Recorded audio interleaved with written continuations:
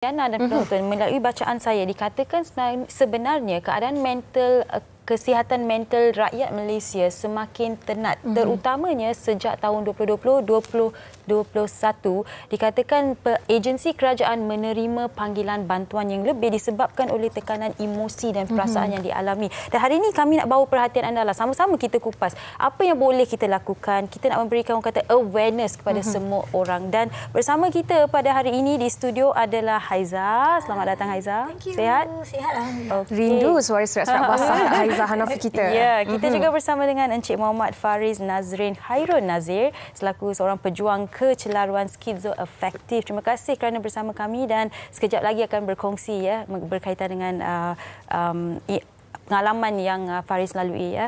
Okey, dan kita juga bersama dengan seorang lagi tetamu yang sudah pun terhubung dalam talian sekarang ini, Dr. Fatahiyah Yahya selaku pensyarah kanan psikologi dan kaunseling Unimas yang berada di Sarawak sekarang ni. Selamat tengah hari doktor.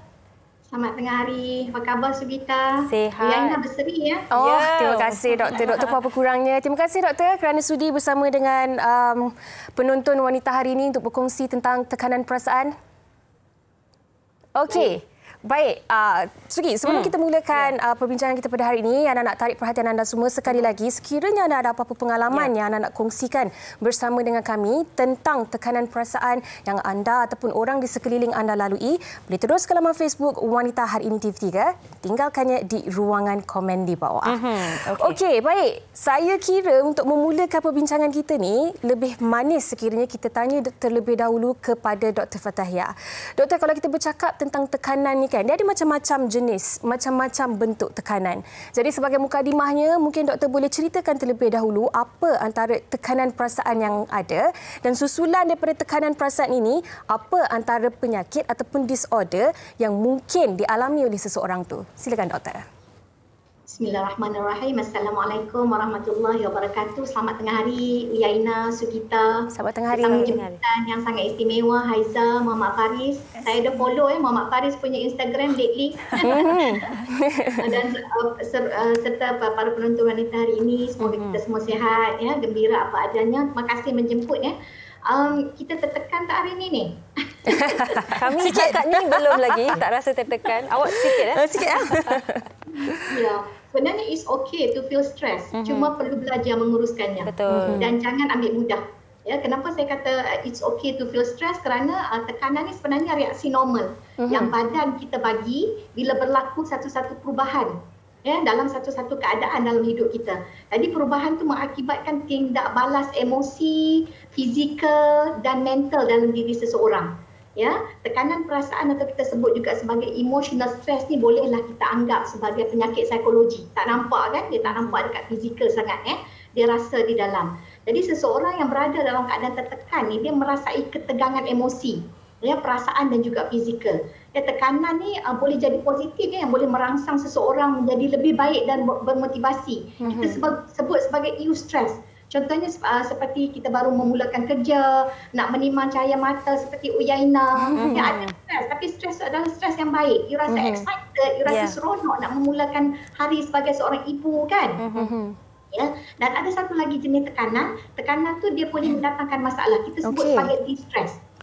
Ya, jadi distress ni yang terhasil apabila seseorang itu merasa yang keperluan dirinya adalah melebihi dari keupayaan atau sumber yang ada dalam dirinya. Maksudnya macam ni dia nak gembira tetapi suasana ataupun situasi ataupun perubahan yang dihadapi itu seolah menghalang dirinya daripada rasa gembira. Ya, dan dirinya juga tak jumpa sumber, dia tak jumpa apa sumber yang boleh buatkan dirinya gembira. Ini kita sebut sebagai distress. Ya, dan akibat daripada situasi tersebut timbullah emosi-emosi seperti marah, sedih, takut, rasa bersalah, terjerumus pada konflik dan sebagainya. Dan sampai membawa kepada situasi yang lebih kritikal, putus harap, hilang semangat. Ya. Jadi ringkasnya, tekanan perasaan yang melampau tanpa kelegaan berlaku dalam tempoh yang panjang serta tidak ditangani dengan betul boleh menjejaskan kualiti kehidupan. Bukan kita saja, orang sekeliling kita juga. Betul. Okey. Kenapa kita sebut kehidupan boleh terjejas? Kerana daripada tekanan ni boleh mengganggu kesihatan fizikal dan juga kesihatan mental seseorang. Baik. Okey, baik. Pembukaan yang cukup padat daripada doktor sebagai mukadimah kita. Dan doktor, apa yang saya suka ataupun tertarik dengan apa yang doktor katakan tadi adalah stres itu adalah biasa, tekanan itu biasa, kita melaluinya setiap hari. Tetapi bagaimana kita mengurus stres itu. Dan di sini mungkin Haiza boleh kongsikan. Haiza, bekerja setiap hari pastinya ada stres. Bila nak pergi on air ke on the road pun kita stres lah. Bangun tidur tu, kerja hari ni. Alamak, kena melalui trafik hari ni. Itu pun kadang-kadang orang dah stres kan. Tapi bagi Haiza sendiri kan, ada apa-apa event dalam hidup Haiza, perkara yang berlaku yang sangat-sangat memberikan impak yang terlalu teruk kepada Haiza sehingga kan memang Haiza terlalu stres? Saya pernah melalui pada tahun 2015. Waktu tu saya berada di Johor dan saya berulang alik Johor KL. Satu minggu tu at least dalam Selasa, Jumaat, Ahad. Mesti 3 hari akan naik. And then dia bukannya pergi KL boleh stay esok balik, tak. Pergi KL malam tu dah kena balik sebab saya kerja. So jadual tu tersangat padat dan Haiza dengan suami PJJ lah waktu tu selama setahun. Dan saya yang jaga anak dekat Johor dan saya import mak juga untuk duduk sama dengan saya supaya dapat handle anak lah. Cumanya mungkin waktu tu keadaan yang bila saya berulang dengan tak cukup tidur, penat apa semua, kita tak rasa waktu tu tahu. Tapi tekanan tu betul-betul datang waktu tahun 2017. 2017 tiba-tiba saya rasa macam ada apa orang kata kerisauan, dia macam panggil anxiety jugalah kan. Sebab saya pergi doktor bagi tahu you anxiety ni, dia kata. Sebab saya cakap kenapa dada saya selalu berombak, takut saya ada sakit jantung ke apa ke. So, saya pergi doktor dan dia kata sebenarnya macam ni. So, bila saya fikir balik, mungkin kerana apa yang saya lalui tu, dia punya kepenatan tu waktu tu tak rasa, tapi dia beban selepas tu datang selepas itu. Dan saya merasai benda tu dalam masa 5 bulan jugalah. Dan terus badan terus jadi susut, makan tak nak sangat, kalau duduk seorang takut, benda-benda tu berlaku lah pada saya. Tapi yang apa yang kita nak orang kata highlight di sini adalah Haiza pergi berjumpa doktor untuk mengetahui apa yang sebenarnya berlaku pada diri Haiza. Ini cara yang betul untuk kita dapatkan diagnosis daripada kita just aku stres lah mungkin sebab tekanan hidup. Tak boleh abaikan, tak tahu kan. Ataupun yang disregard ataupun mengenepikan perasaan itu dan lama-lama bila terkumpul menjadi lebih parah di kemudian hari ataupun self diagnosis itu pun bahaya juga ya adik-adik. Assume sendiri betul. Okey, baik. Dan kita juga bersama dengan Faris yang adakah masih lagi melalui skizoafektif ini ataupun sudah pun pulih ataupun bagaimana Faris? Skizoafektif ni adalah sejenis penyakit kronik, mental chronic illness yang dia berpanjangan. Dia setakat ni masih lagi tak ada cure ataupun remedy. Cuma kita boleh cope dengan simptom-simptom yang ada lah.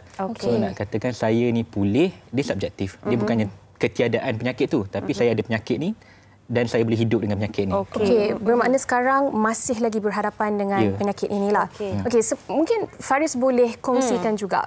Sekarang berusia 29 tahun, betul? Dan waktu mula merasakan diri itu mempunyai penyakit ini pada tahun bila? Umur berapa waktu tu? Dan apa antara simptom-simptom yang Faris lalui pada waktu tu? Waktu tu saya masih lagi remaja. Tak silap saya tahun 2008 atau 2009. Waktu tu kita masih lagi tak cakna tentang kesihatan mental, penyakit mental. Yang kita tahu penyakit mental ni is equal to craziness and insanity kan.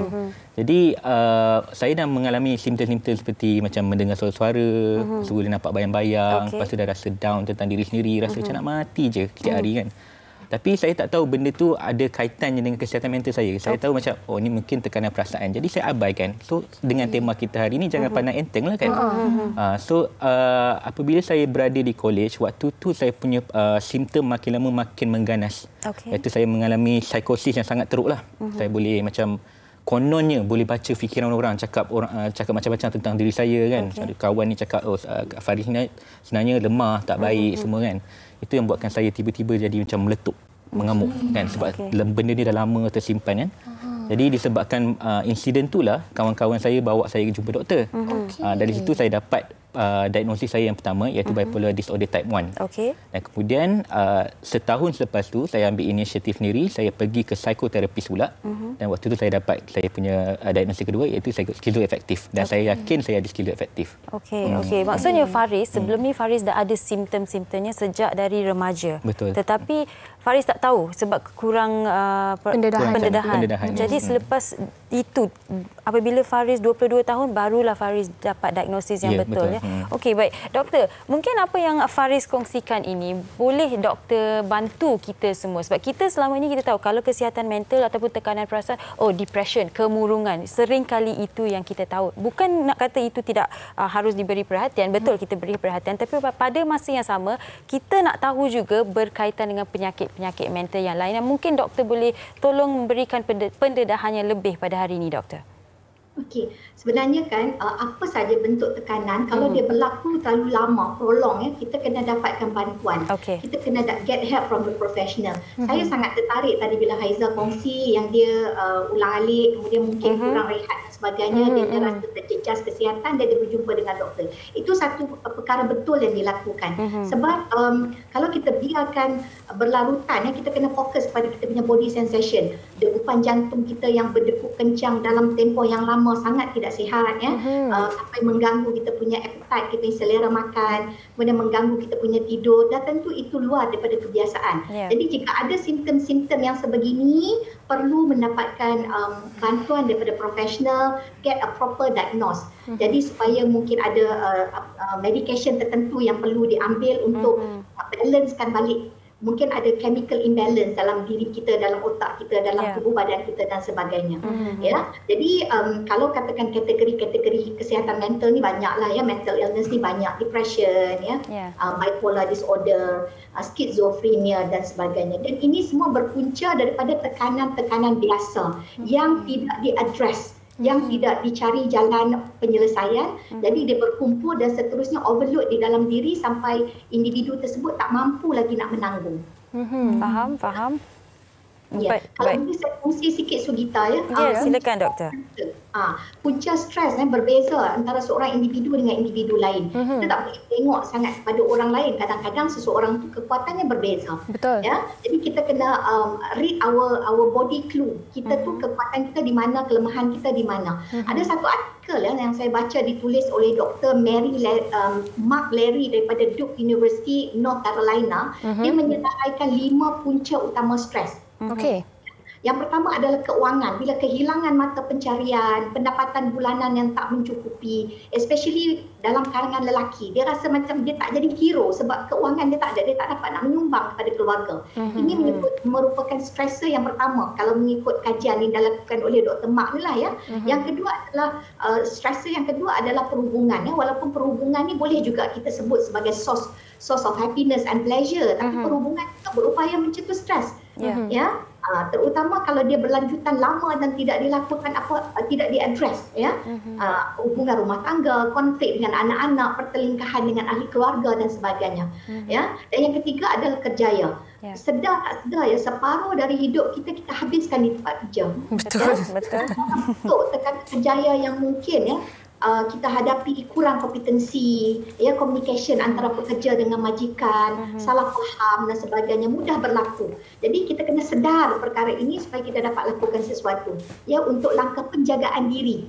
Ya, seterusnya adalah kesihatan. Faktor kesihatan juga boleh menyumbang kepada stres, ya, terlantar sakit, mengalami kecederaan, mengetahui diri berada dalam keadaan serious medical condition, perlu lagi medical procedure, itu semua sangat stres.